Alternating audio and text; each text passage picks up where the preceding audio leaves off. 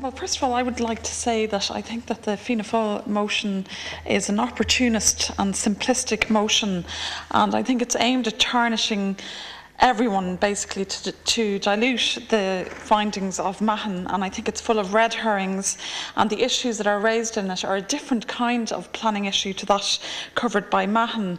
And what I would say about the Mahon tribunal, it found specific wrongdoings by some individuals who were basically motivated by the profit motive, and then there were councillors then who acted in self-interest to help those people and not in the interest of their constituents. And and obviously some of those people were from Fianna Fáil. And what I would say is as well, I think it's very important that in the response to what happened in Mahon in particular, that local democracy shouldn't be the scapegoat.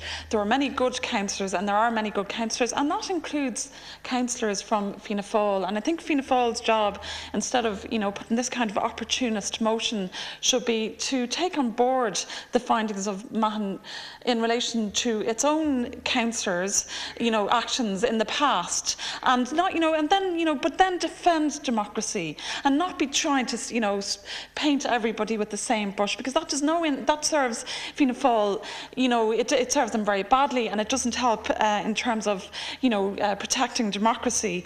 And what I would say really is the issue in all of this planning stuff, which has not been highlighted, including by the likes of the United Left Alliance and Sinn Féin, is the issue was that, and still is, that out of rezoning decisions some people can make it very rich, and that will come down the line in the future as well if that aspect of planning is not addressed. And what's needed to address that is the implementation of the Kenny report, so that in future, when land was rezoned for residential and other types of developments, that the local authorities can purchase that land for agricultural value plus 25%. And that's what's needed to be done, and that was what was recommended in 1973. It's what's needed now, and if it had been done, we would have a very different landscape in this country, both politically and on the ground, in terms of the development that has been done. And I would say as well about, there is one proposal in the Mahon report which I've criticised before in this House, and that is this idea. On the one hand, the Mahon Tribunal finds that planning powers have been too centralised in the hands of the Minister for Environment, and then in the same paragraph it goes on and recommends that the same powers would just be handed over lock, stock and barrel to an independent planning regulator.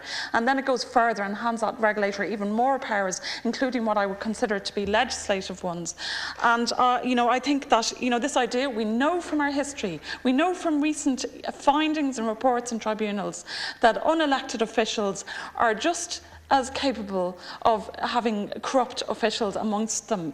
And this idea that somehow an elected official is worse, at least an elected official is accountable to the electorate, and these decisions are democratic decisions that people should be held accountable for at the ballot box. So it's very important that planning powers are still in elected hands, and that local communities get to have a say about what is done in their area, because local people have something to say. And in that regard, I would also criticise An Taisce's response to the Mahon report, because I think An Taisce's instincts are, again, like the Green Party, profoundly anti-democratic.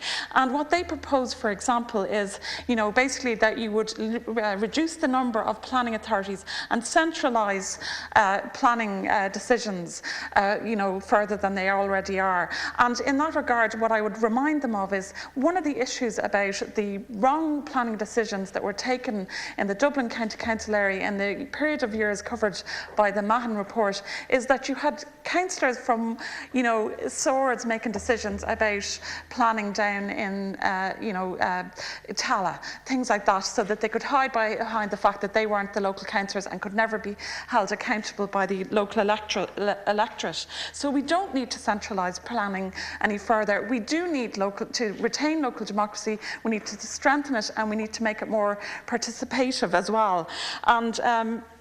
And I would just feel that, this type of motion does not serve the kind of debate that we need to have about planning very well. It just goes into the kind of knee-jerk reactions, let's spread the blame as wide as possible. Let's make outrage about everything, instead of just saying, look, there are particular things that were done and we need to address those particular things and why they happened. And again, what is needed is the implementation of the Kenny report.